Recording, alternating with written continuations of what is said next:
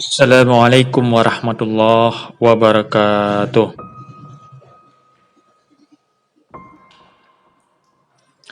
Salam sahabat Taubat semua dimanapun sahabat berada. Mudah-mudahan sehat selalu dan dalam lindungan Allah Subhanahu wa Ta'ala, dan diberikan keberkahan hidup baik di dunia maupun di akhirat. Kisah seorang pendeta yang akan kita bahas pada hari ini yaitu Venter. Setelah mengetahui tentang kisah Jalaluddin Muhammad Rumi dan Islam, Venter mulai tertarik dengan Islam. Kematian sufi penyair dan cendekiawan terkenal Jalaluddin Muhammad Rumi atau Jalaluddin Ar-Rumi diperingati dengan upacara Sabi'i Airus atau malam reni dengan Tuhan. Seorang pendeta dari Amerika Serikat, Craig Victor Venter, memeluk Islam setelah mengetahui upacara Sabi'i Airus. Baik, sebelum kita lanjutkan kisahnya, jangan lupa subscribe channel ini biar tidak ketinggalan kisah para pencari Allah lainnya. Dan jangan lupa like, share, dan komen yang baik.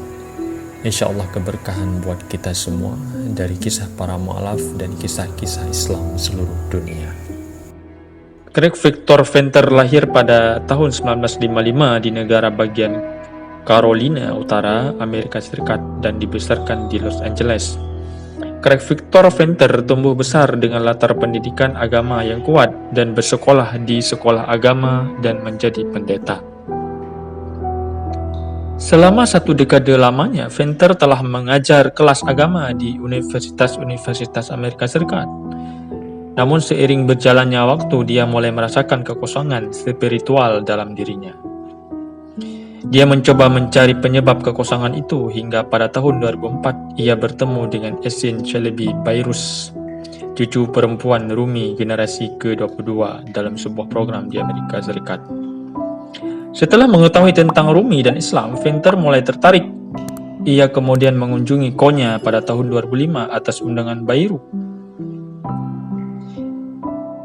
Di sana ia menyaksikan Sabi'i Airus, malam reni ketika Rumi mencapai Tuhan yang diperingati dalam upacara. Venter sangat terkesan dengan kisah Rumi, tarian sufi yang dikenal dengan upacara sema dan suasana spiritual selama upacara. Venter memutuskan masuk Islam pada tahun 2006 dan mengganti namanya menjadi Ismail Venter. Agama sangat penting bagi keluarga saya. Nenek ingin saya menjadi pendeta. Saya pergi ke seminar untuk belajar imamat, katanya. Setiap Ahad, Venter tidak pernah melewatkan pergi ke gereja. Venter mengaku ada banyak hal yang tidak masuk akal baginya saat itu. Saya percaya pada Tuhan, tetapi ada sesuatu yang tidak beres. Informasi yang saya coba ajarkan kepada murid-murid saya setelah itu tidak masuk akal bagi saya. Jadi saya menghabiskan sebagian besar hidup saya untuk mencari.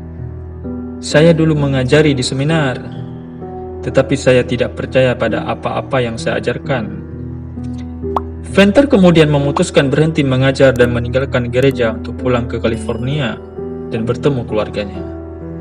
Dia mulai mengisi hidupnya dengan mempelajari musik, namun kekosongan masih terus mengelitinya. Ada banyak musik, tetapi hati saya kosong. Tepuk tangan orang-orang yang sangat bagus, tetapi ada sesuatu yang hilang, kata Venter. Lantas seseorang menyarankannya bertemu dengan Bayru yang berada di San Francisco untuk sebuah program. Pertemuan itu terjadi dan di hadapan Bayru, Venter menceritakan kekosongan itu. Saya mengatakan kepadanya, saya merasa diri saya berada di dasar lautan. Saya berkata, saya tidak tahu di mana harta itu. Dia berkata kepadaku, kamu telah menemukan harta karun itu karena kamu mencarinya. Kalimat ini sangat mengesankan bagi saya. Kemudian atas undangan Bayru, saya datang ke provinsi tengah Turki, Konya, pada Desember 2005 dan menyaksikan upacara Sabi'i Airus, kata Venter. Venter juga mengatakan dia merasakan sesuatu yang istimewa saat menonton para darwis berputar. Venter juga pergi ke Museum Mevlana ketika dia berada di Konya. Selama di Konya, Venter banyak mengambil pelajaran tentang Islam dan tasawuf dari Nadir Kadnibiuk, seorang guru sufi yang ditemuinya pada upacara tersebut.